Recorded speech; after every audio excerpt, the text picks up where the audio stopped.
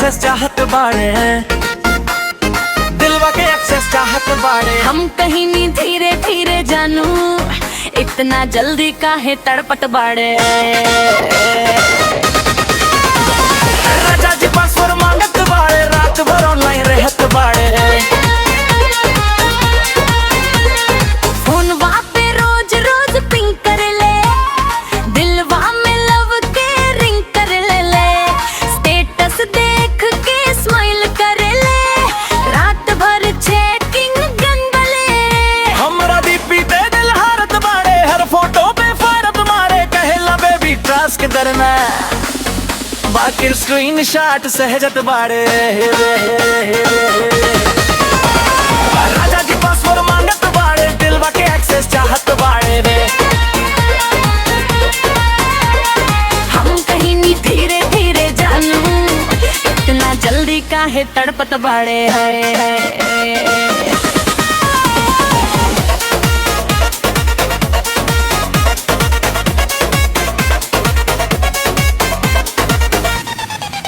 मंतरा lipstick black goggle देख के हो गए है पूरा पागल।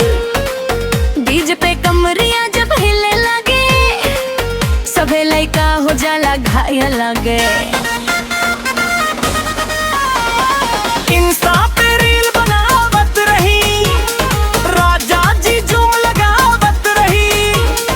कहेला बेदे भी भेगस, हम कहीं नहीं पहले दिल जीतस।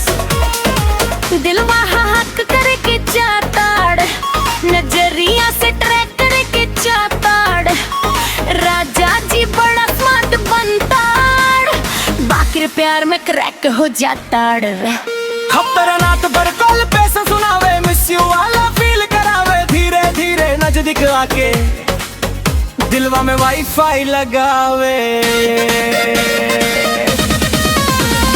जब से नजरिया टकराइल बा, नींदो हमार उड़ाइल बाटा।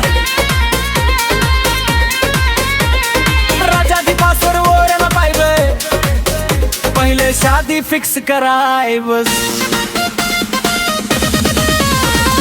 राजा जी पासवर्ड